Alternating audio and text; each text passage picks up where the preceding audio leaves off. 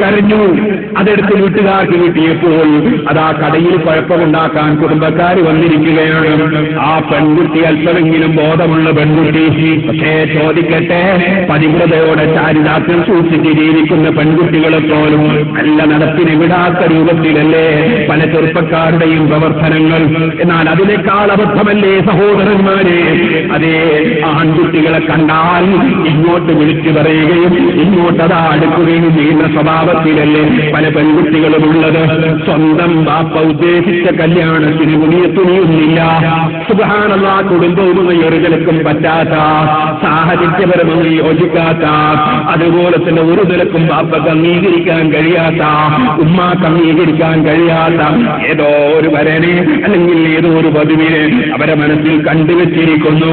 ചോദിക്കട്ടെ, ഒരു ബാപ്പക്കും ഉമ്മക്കും ഏറ്റവും സന്തോഷമുണ്ടാകുന്ന ദിവസം കല്യാണ ദിവസമാണെങ്കിൽ അതിന് പകരം മകന്റെയും മകളുടെയും വിവാഹ ദിവസം അവരെ ജീവിതത്തിൽ ഏറ്റവും ടെൻഷനുള്ള ദിവസമായി, ഏറ്റവും ദുഃഖമുള്ള ദിവസമായി മാറ്റിയെടുത്ത ചെറുപ്പക്കാരാ. അപ്പാപ്പയുടെയും ഉമ്മയുടെയും കുടുംബത്തിന്റെയും മനസ്സ് മരണം വരെ വേദനിപ്പിച്ച ചെറുപ്പക്കാരി, എന്നെ പോലെ നന്ദിയില്ലാത്തവരുണ്ടോ?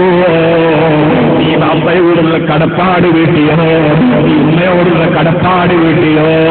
അതേ, അനുസ്കുരുതി പരിപാടിതേ,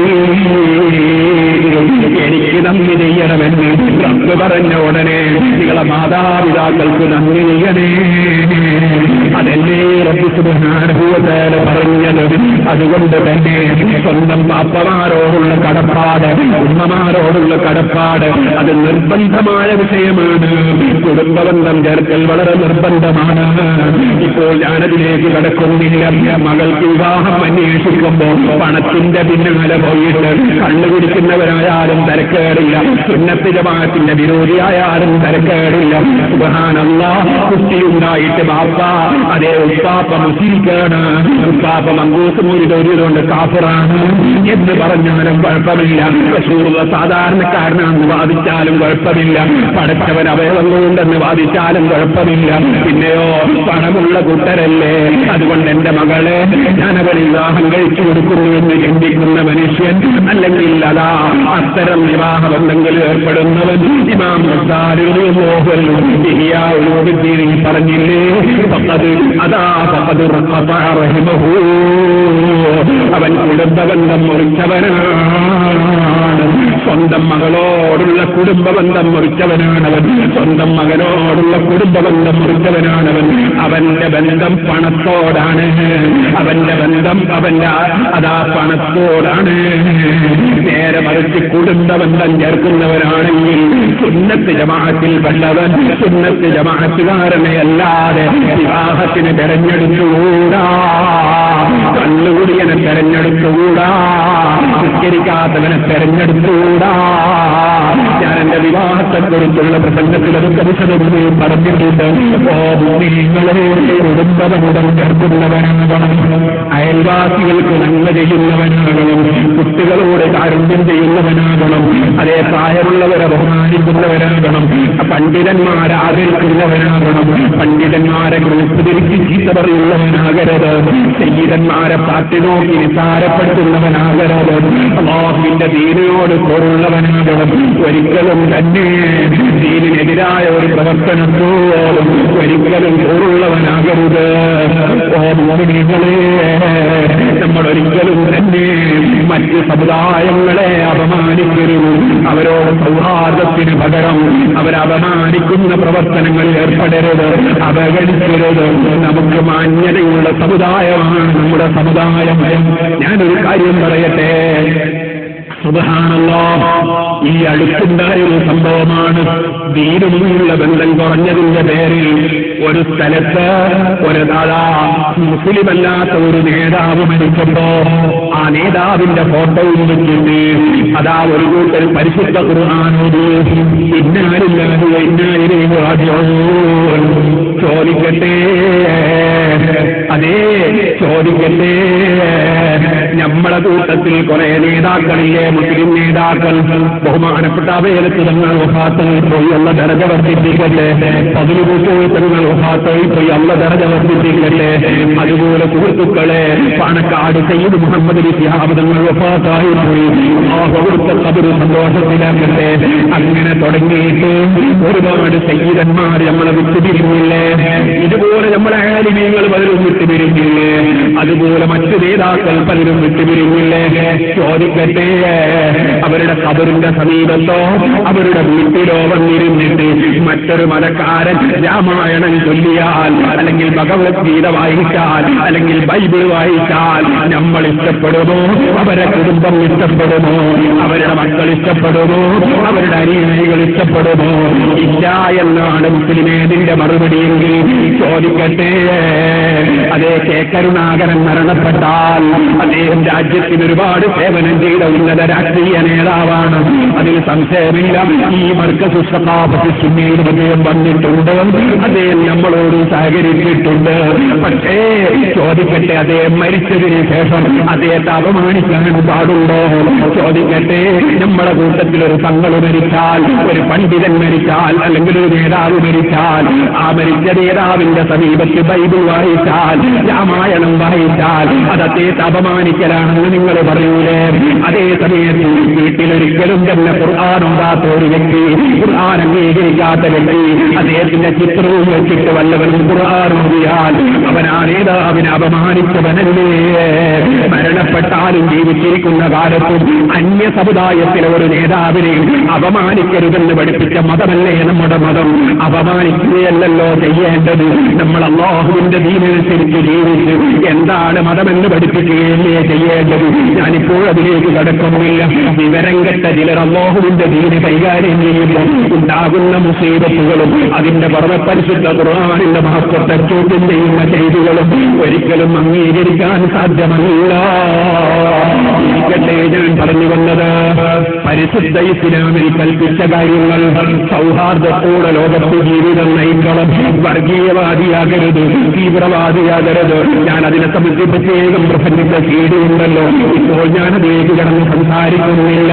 ഒരിക്കലും തന്നെ തീവ്രവാദം ഇസ്ലാം അംഗീകരിച്ചിട്ടില്ല, ഒരിക്കലും ഭീകരവാദം ഇസ്ലാം അംഗീകരിച്ചിട്ടില്ല. മറിച്ച് സൗഹാർദ്ദത്തോടെ, സഹകരണത്തോടെ, സ്നേഹത്തോടെ, സഹനത്തോടെ മനുഷ്യരാശിക്ക് മുഴുവനും ഗുണം ചെയ്യുന്ന പ്രവർത്തനങ്ങളെ ഇവിടെ ഇസ്ലാം കൽപ്പിച്ചിട്ടു. തീവ്രവാദം ഫിർഔനിന്റെ ആശയമാണ്. ഫിർഔൻ അവന്റെ സ്വന്തം ശരീരത്തിന് കേടുവരാൻ ഒരു കുട്ടി ജനിക്കുന്നുവെന്ന് കേട്ടപ്പോ നിരപരാധികളെ കൊന്നെടുക്കുകയല്ലേ ഫിർഔന് ചെയ്തത്? ആ ഫിർഔനിന്റെ മൻഹജാണ്, ഫിർഔനിന്റെ മദ്ഹബാണ്, ഫിർഔനിന്റെ ആശയമാണ് തീവ്രവാദം. ഒരിക്കലും ഒരു മുസ്ലിമിനെ അംഗീകരിക്കാൻ സാധ്യമല്ല. മനസ്സ് നല്ലവനായി അല്ലാഹുവിലേക്ക് തിരിച്ചുകൊണ്ട് അവൻ നിർബന്ധമാക്കിയതൊക്കെയും ജീവിതത്തിലെടുത്ത് അവൻ ഹറാമാക്കിയത് കൈവച്ചുകൊണ്ടുള്ള ജീവിതം, അതാണ് തഖ്വയോടുള്ള ജീവിതം. ആ തഖ്വയോടുകൂടെയുള്ള ജീവിതമാണ് ഫലവത്താകുന്നതെന്ന് എനിക്ക് ബോധ്യപ്പെട്ടത് കൊണ്ട് തന്നെ എനിക്ക് അല്ലാഹുവിന്റെ അടുക്കൽ മാന്യനാകണമെന്ന് ഞാൻ ചിന്തിച്ചു. അതിനാൽ തഖ്വ ഞാൻ മുറുകെ പിടിച്ചു. അല്ലാഹുവിന്റെ മറുപടിയാണ് അല്ല പറഞ്ഞത്, ഇന്ന അക്രമക്കും ഇൻദല്ലാഹി അത്ഖാക്കും. നിങ്ങൾ അല്ലാഹുവിന്റെ അടുക്കൽ മാന്യതയുള്ളവർ, ഏറ്റവും കൂടുതൽ മാന്യതയുള്ളവർ അത് അല്ലാഹുവിനെ സൂക്ഷിച്ച് ജീവിക്കുന്നവരാണ് കേട്ടോ. അല്ലാഹു കൽപ്പിച്ചതെടുക്കുക, അല്ല വിരോധിച്ചതൊഴിക്കുക. പിന്നെയോ അഞ്ചാമത്തെ വിഷയം എന്താണ് മോനെ? അല്ലാഹുവിന്റെ ചോദ്യം മറുപടി പറയുന്നു, ഓ ഉസ്താദേ,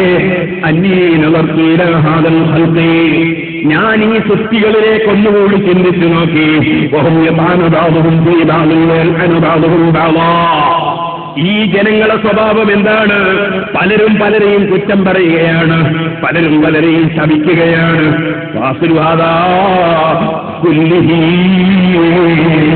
എന്തിന്റെ പേരിലാണ് മനുഷ്യൻ മറ്റൊരാളെ കുറ്റം പറയുന്നത്? എന്തിന്റെ പേരിലാണ് മനുഷ്യൻ മറ്റൊരാളെ തെറി പറയുന്നത്? അതിന്റെ എല്ലാം അടിസ്ഥാന കാരണം ചിന്തിച്ചു നോക്കുമ്പോ അൽ ഹസദു, അസൂയയാണ് ഉസ്താദേ.